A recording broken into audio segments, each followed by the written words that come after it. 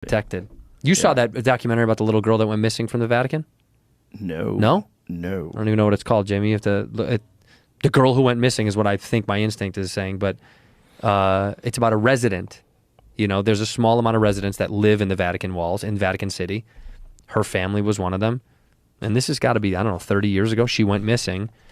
And the story is fucking wild. Yeah, it's called Vatican Girl. I just Googled it 2 days ago. It says they've reopened the case, so I don't know. Dude, you have to watch this. It's bananas. What do they think happened? Well, there's a bunch of different conspiracies. There's a bunch of different, like, there is kind of a somewhat clear-cut answer in it, but there's multiple points where even they go, I don't know. This may come from multiple avenues of this being a very well-coordinated thing, like a kidnapping, and it's crazy. And they just reopened it up. Kidnapping from someone who lives in the Vatican? I don't want to tell you. The family lived there. It says there might have been a kidnapping to blackmail the Pope at the time. There's a bunch of different theories, and as you watch it, they talk about multiple theories about, like, what it's like. But also, the crazy thing is, you'd think if you lived in the Vatican, you're living on, you know, high on the hog. No.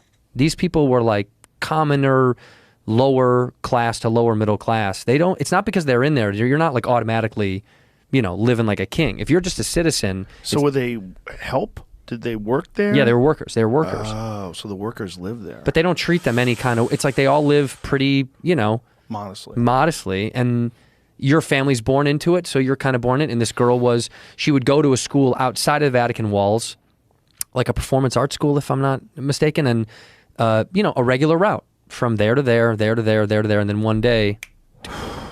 Oh, here's why. The Pope's longtime secretary is about to release a book this week. Ruh-roh. And that's why they may have invested. He says he's got information on it that's going to come out in the book.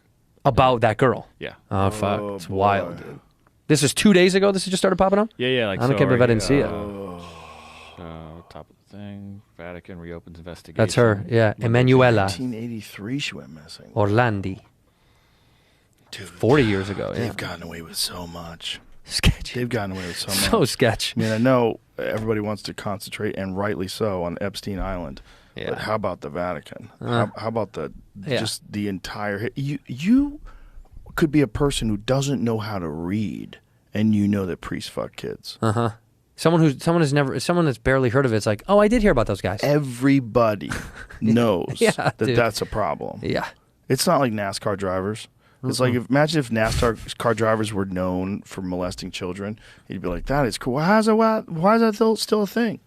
It's part of a culture, man. But forever, people knew that priests fuck kids. 100%.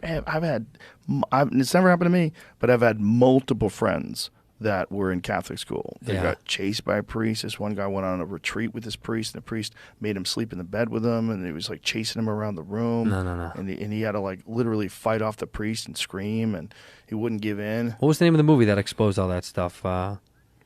You know, about the newspaper. Mark Ruffalo? What? Am I crazy? Why can't I think of the name of that fucking... The Boston newspaper? Yeah. Bro, this is but that was and it was a real story where the Boston Globe... Spotlight. And they went out of their way to expose them. Or in real life, they made a movie about it, but it's like, didn't even do anything. Didn't do shit. That's so crazy. A credible newspaper was like, we have unbelievable amounts of evidence. And still, it's like, no, what are you going to do? They don't even lose their tax-free exemption. I know. Nothing happens. The tax-free thing is wild, because when Scientology got it, you're like, yo, like, what is this? What is this thing? You get no taxes if you claim that you're a religion? Yeah. Do you know how many fucking religions there could be? This is a religion. You could say your show's a religion. But there you go. You have loyal listeners. So what? It's just conversations. But that could be a religion. No rules. How do you apply to make a religion? Look it up. I'm serious. Listen, stop fucking with me. This is a religion. You know it is. You know it's like an inch away from being one. You could just say, people who you have followers, they listen to you, they like what you put out. Doesn't mean you have to have some sort of like spiritual ideology. Religion could be anything. This could slot as a religion.